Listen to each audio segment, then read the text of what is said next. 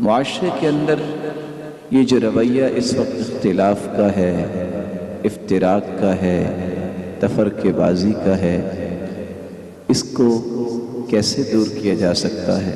نہ یہ لڑائی سے دور ہوگا، نہ یہ گالی گلوچ سے ہوگا، نہ اختلاف سے ہوگا، یہ بھی قرآن و سنت کی روشنی میں سمجھنے سے ہوگا۔ اب دیکھیے، آپ کے علم میں ہے کہ رسول اللہ صلی اللہ علیہ وسلم 10 ہجری کو اللہ کے پاس چلے گئے۔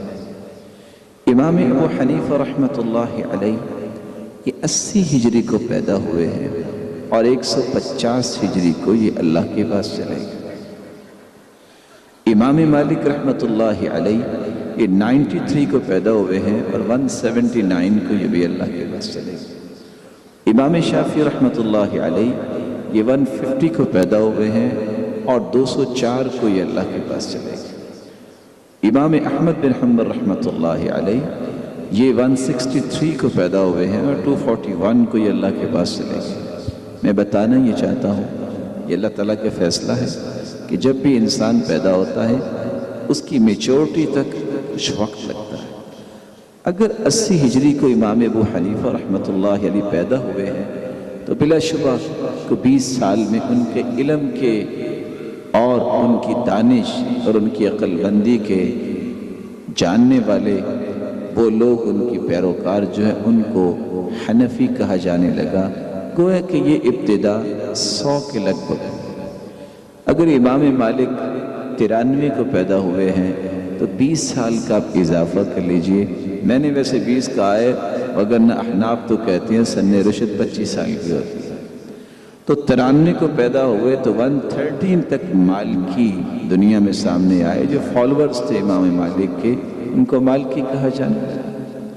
امام شافعی اگر 150 کو پیدا ہوئے ہیں تو 170 تک فالورز کو شافعی کہا جانے لگا۔ امام احمد بن حنبل رحمۃ اللہ علیہ 163 کو پیدا ہوئے ہیں تو 183 تک ان کے فالورز کو حنبلی کہا جانے لگا۔ صرف 3 سوال ذہن میں لائیے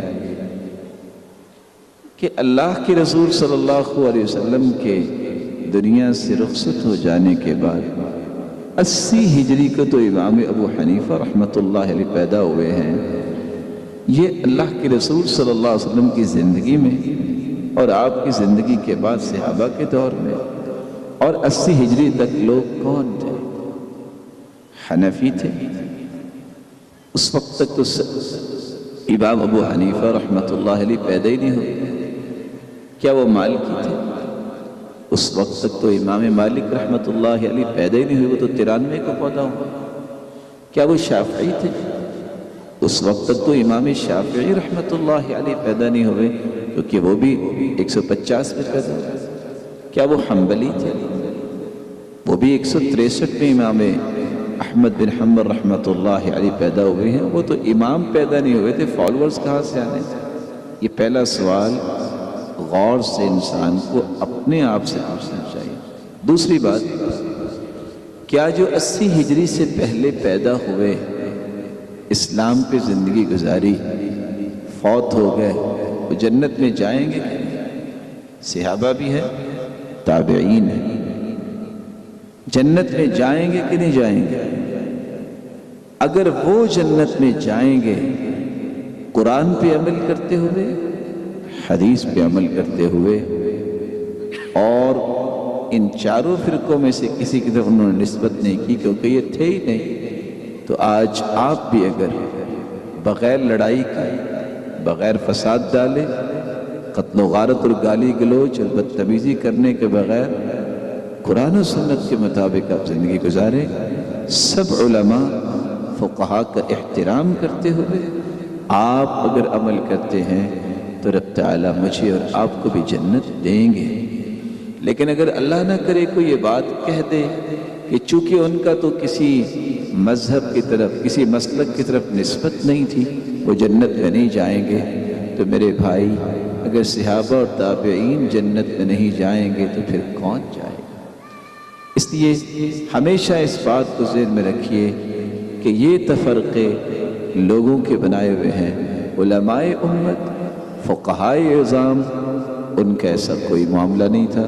آپ سوچ سکتے ہیں کہ امام مالک کیا کہتے ہیں کہ میری بات جب حدیث کے مخالف ہو تو دیوار پہ مار دو۔ امام ابو حنیفہ اور امام احمد بن حنبل، امام شافعی رحمۃ اللہ علیہ کیا کہتے ہیں کہ جو بھی صحیح حدیث ہو کہ میرا مذہب ہو۔